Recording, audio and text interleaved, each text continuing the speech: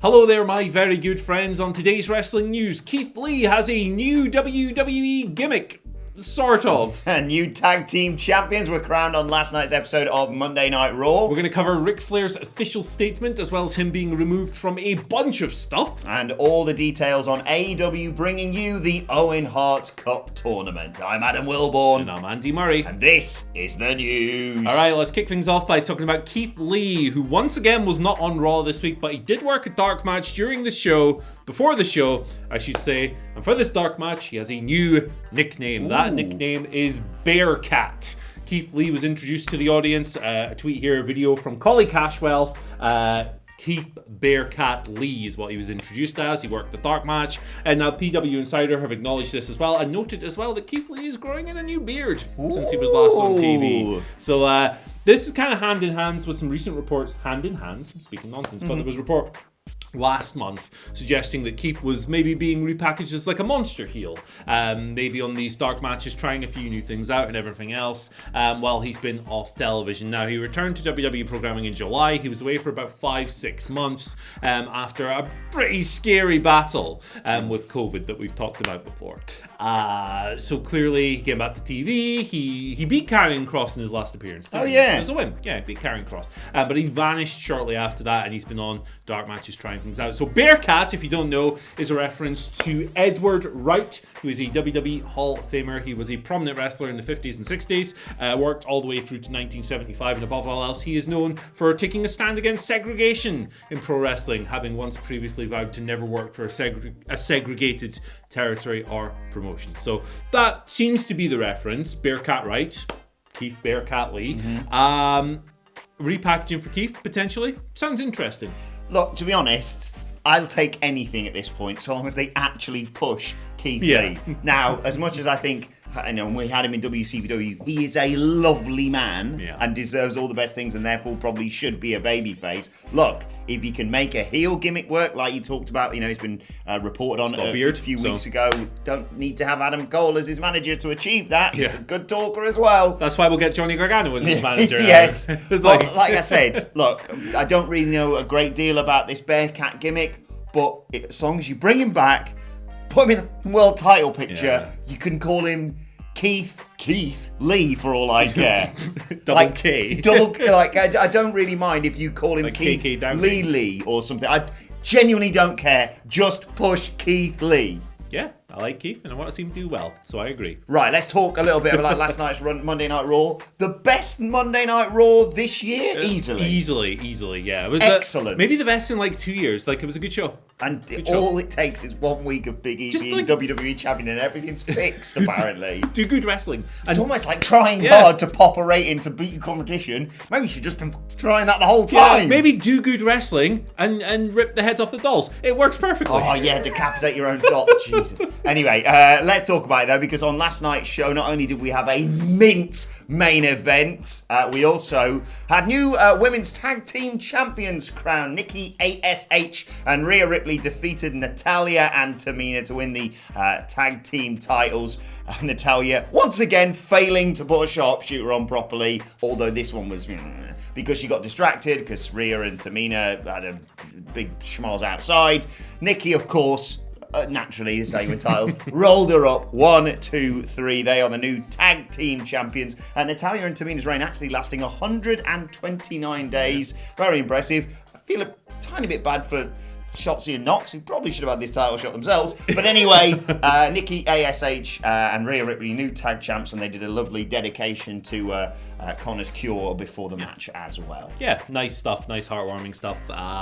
It's the odd couple storyline in WWE, isn't it? They come together, they're not sure, they taste a bit of success, and then later down the line they'll probably split up. Actually, how many tag champions are odd couples now? Them. Yeah, AJ and Omos. Well, they're not really an odd couple. No, RK Bro is a Raw tag champs. Oh, God, yeah. I forgot the Raw tag champs. NXT women's champs, EO and Zoe Stark. Yep, there you go. So apart from the Usos and MSK, it's majority odd couples tag team champions. Brilliant. Yeah. But Raw was genuinely very good last night. Yeah, it was a good show. Yeah. I enjoyed it very much. Looking forward to seeing Simon Miller actually enjoy it on Ups and Downs later on today. Yeah. Maybe he'll give it a golden up. Maybe. But the whole show just... No, God, no. But Charlotte decapitating Charlie, gold nut. Yeah, ripping the head off the doll is. They were shooting last night, weren't they? Woo! Ric Flair. Let's talk about Ric Flair. Actually, let's talk about Ric Flair. He has finally issued a statement following last week's episode of Dark Side of the Ring on the plane ride from hell. Of course, the allegations of him made by Heidi Doyle. She was telling her story on the episode for the very first time. Flair is alleged.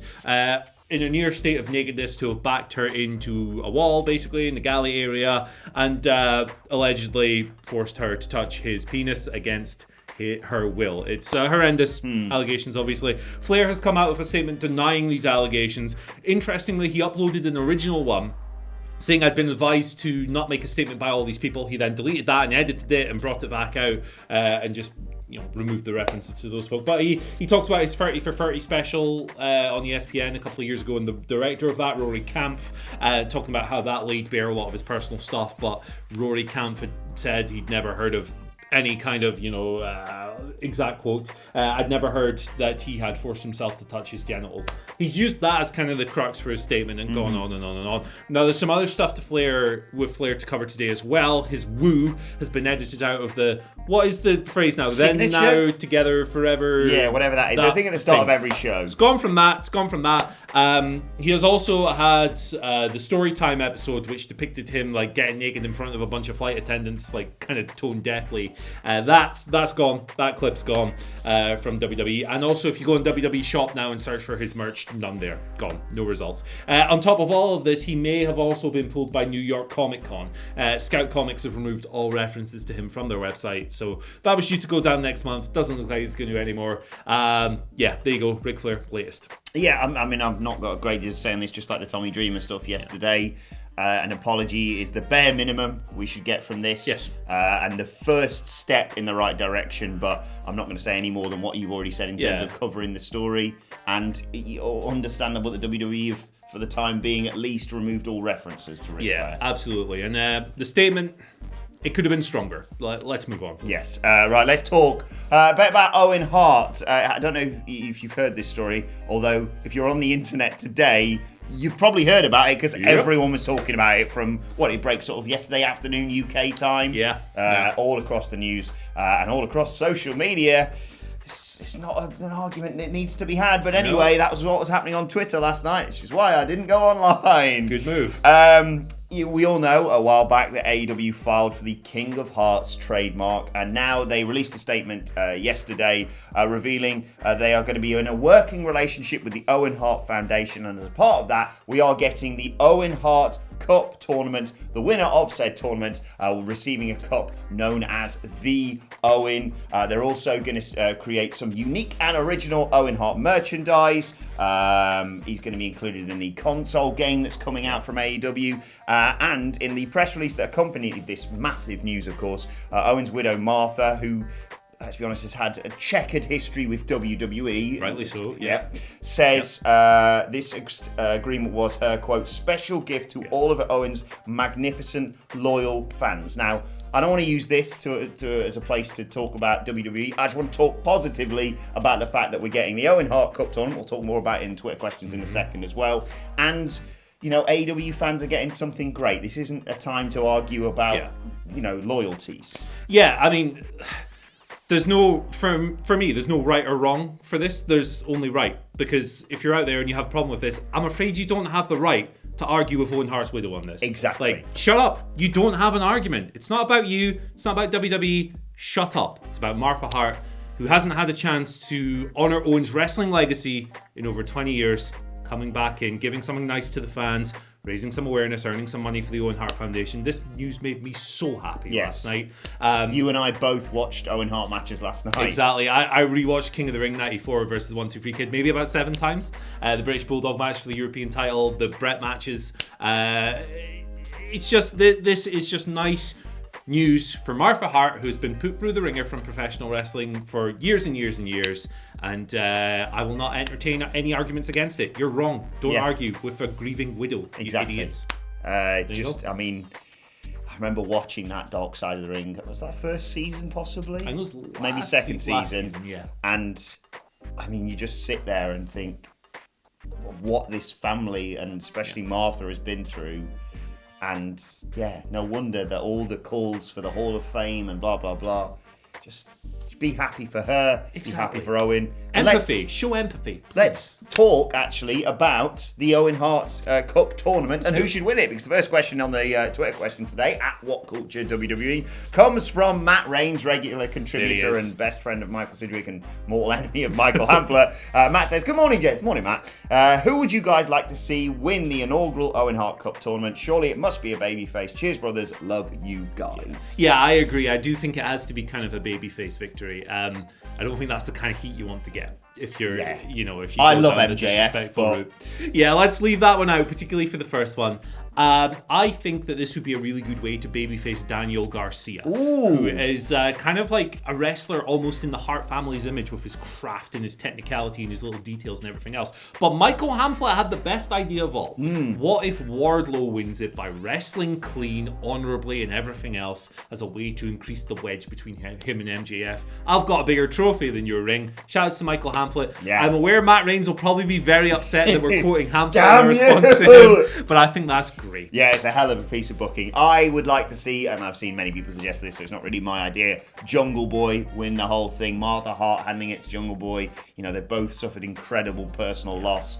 I thought that would be a really emotional moment. It's a great show, yeah. And it'd be a hell of a shout. But let us know your thoughts in the comment section.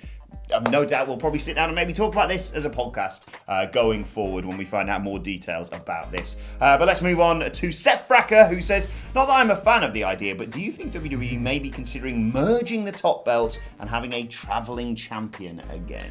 I'm with you in that I necessarily am not a massive fan of that.